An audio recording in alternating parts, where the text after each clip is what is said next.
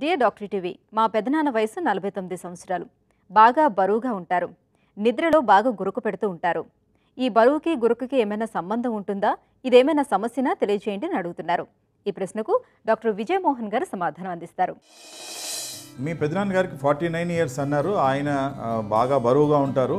ఆయనకి రాత్రుల్లో గురకలు వస్తున్నాయి. అయితే ఈ గురక అనేది సాధారణంగా మన మూఢనమ్మకాలు ఏంటంటే గురక పెట్టి పడుకుంటున్నాడు, ఎంత హాయిగా నిద్రపోతున్నాడు అనుకుంటాం మనం. అది తప్పు. గురక అనేది ఒక రోగం. స్లీప్ అనేది ఇప్పుడు ఒక స్పెషాలిటీ అయిపోయింది. కార్డియాలజీ, న్యూరాలజీ, పీడియాట్రిక్స్, ఆర్థోపెడిక్స్ అన్నట్టుగా స్లీప్ మెడిసిన్ అన్నది ఒక స్పెషాలిటీ అయిపోయింది.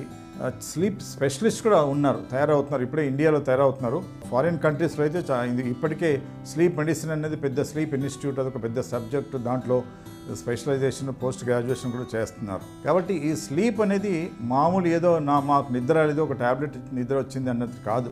దానికి అటాచ్డ్ చాలా కాంప్లికేషన్స్ ఉన్నాయి.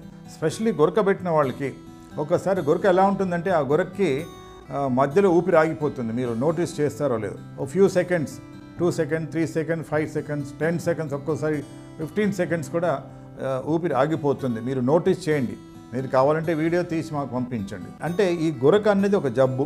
ఈ గురక పెట్టిన వాళ్ళల్లో కొంతమందికి ఈ స్లీప్ యాప్నియా అనే రోగం వస్తుంది. అబ్స్ట్రక్టివ్ స్లీప్ యాప్నియా, OSA అంటారు. మీరు కావాలంటే గూగుల్లో కూడా సెర్చ్ చేసుకోవచ్చు. OSA, obstructive sleep apnea. దీంట్లో ఏమవుతుందంటే ఈ బరువు ఎక్కువ ఉన్న వాళ్ళు, గురక పెట్టిన వాళ్ళకి రాత్రుల నిద్రలో మధ్యలో ఊపిరి ఆగిపోతుంది. అలా ఒక 20 టైమ్స్, 30 టైమ్స్, 40 టైమ్స్, 100 టైమ్స్ కూడా కావచ్చు. దీంతో ఏమవుతుందంటే ఈ హార్ట్ బీట్లో కొంచెం తేడా రావడము, ఆక్సిజనేషన్లో తేడా రావడము, దాంట్లో హార్ట్పై ప్రభావం పడడం, బ్రెయిన్పై ప్రభావం పడడము. తర్వాత వీళ్ళకు పొద్దున లేవగానే ఫ్రెష్గా అనిపించదు. నిద్రపోయిన తర్వాత ఫ్రెష్గా ఉండదు. డే టైంలో నిద్ర వస్తుంది వాళ్ళకు. ఎక్కడ కూర్చున్నా, కారులో పక్కన కూర్చున్నా, ట్రైన్లో కూర్చున్నా, బస్సులో కూర్చున్నా, క్లాస్ రూమ్లో కూర్చున్నా, డే టైంలో ఊరికి వాళ్ళని 5 నిమిషాలు వదిలేస్తే వాళ్ళు పడుకుంటారు, నిద్ర వస్తుంది. డే టైం సామ్లెన్స్ అంటాం.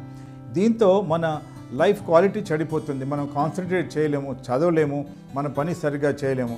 కాబట్టి గురక పెట్టిన వాళ్ళకి, స్పెషల్లీ లావుతనం ఉన్న వాళ్ళకి మీరు తప్పకుండా దానికి స్లీప్ స్పెషలిస్ట్ ఉంటారు.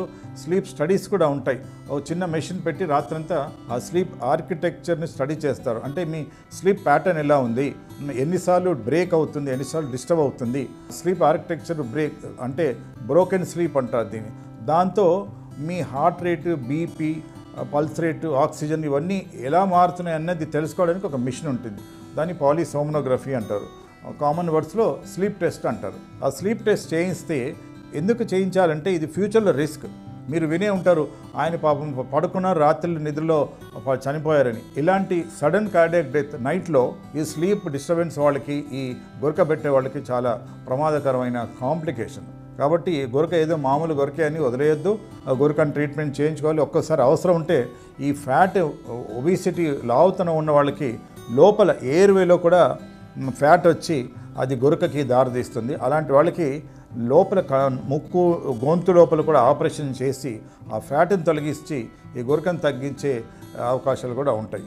కాబట్టి ఈ లావుతనాన్ని, ఈ గురకని మనం ఏదో తీసి పారేయద్దు. దానితో వచ్చే కాంప్లికేషన్స్, హార్ట్ అటాక్స్ రావచ్చు, లంగ్స్ చెడిపోవచ్చు, బ్లడ్ ప్రెషర్ పెరిగిపోవచ్చు, షుగర్ పెరిగిపోవచ్చు, ప్రాణాలు పోయే అవకాశం, సడన్ కార్డియాక్ డెత్ కూడా కావచ్చు.